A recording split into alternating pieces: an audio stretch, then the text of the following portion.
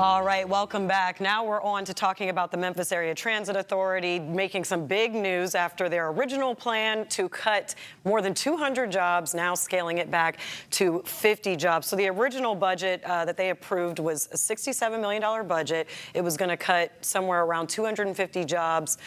Those are included there. And then also cut 7 fixed routes. Now, this week, they were able to cut that back, and it'll actually be 50 job cuts. But big questions here. How does this affect the budget?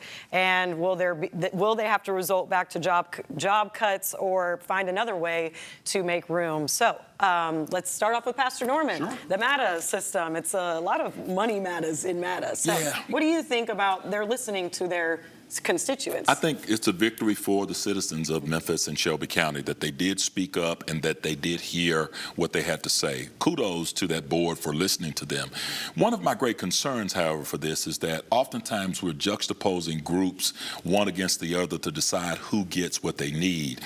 In previous conversations on this show, we've talked about health care and education, either or rather than both and. Now we're talking about the mental health community and those who are in the prison population, or MATA, those who need bus services to get to their jobs. And so we have to find a way that we're not parsing or sparsing out dollars to groups of individuals who all have a need, one or the other. We have to serve them all. Right.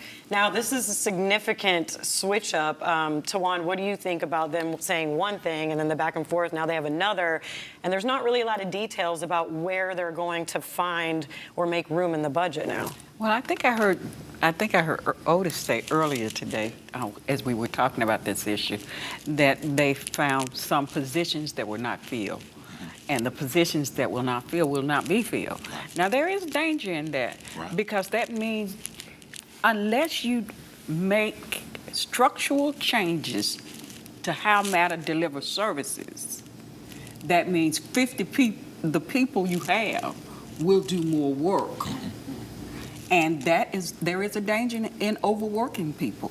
But I'll be honest with you, I think they're going the right direction, but I hope that they will look at transforming what MATA is today to something else tomorrow. Yes. Because I think there are opportunities for us to contract bus services and smaller vehicles like you do with Uber. I mean, we've got to be creative with how we deliver that service. Not that you want to not provide the service, but we need to evolve into a new century here on delivering the service. That model has been around since the 50s. Your 2 cents, Otis, on this? Yeah, I agree. We need to have a fundamental change in how MATA operates. And I agree with Keith at the beginning. Kudos to MATA for listening to ordinary citizens here, and not just the politicians and the people with fancy titles. But we still don't know enough about their financial state. Sure. And even the union leadership said the other day, they're just not being transparent enough. And so I would hope that they get some better transparency there. But Tawan is absolutely right. We have to have a fundamental change in how MATA operates if it's going to do what this community needs to have done to get people from here to there, from home to work, and what have you. And another agency that seems to have a lot of problems are 201 Poplar, of course, the repairs this week. The Sheriff's Office really putting on the pressure with County Commission, asking for $15 million. And they want that to come from the Mental Health, Safety, and Justice Center pot. So basically, they just want to reallocate $15 million, $10 million to cover what is still needed to be repaired, and then $5 million to reimburse what the Sheriff's Office says they already covered. And in our reporting, there might be a inspection later this month that they could fail, and then the jail would have to be shut down. So these are some of the repairs: cracks, 600 doors need to be replaced, plumbing, air conditioning, electrical issues. 15 million, hefty, but they seem to have a plan. They want to move it from somewhere else. Pastor Norman, I know you're a mental health advocate. How do you feel about kind of moving that money around? I don't like it at all. I don't like moving dollars from patients who really need mental health services. We have already proven in the city of Memphis and across the state of Tennessee that we're deficient in mental health services. Hospitals are overflowing with mental health patients, so they're out of space, not getting the right care. Mental health patients are also in 201 Poplar.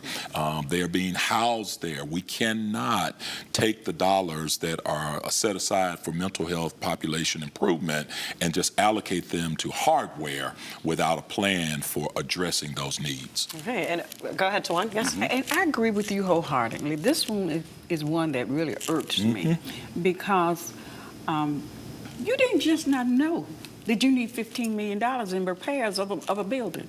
Those things occur over time. Yeah. So why didn't you have a CIP plan for the last 5 years addressing those little bit by little bit, rather than waiting until you think you're about to have a major investigation and indictment over the jails, so now we want to fix it up.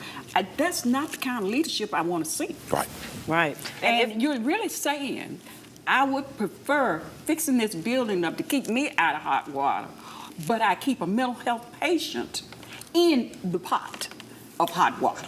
And before Otis jumps in, we've had too many cosmetic projects around the city of Memphis and Shelby County that I don't want to name, but we could certainly say they cost more than $15 million.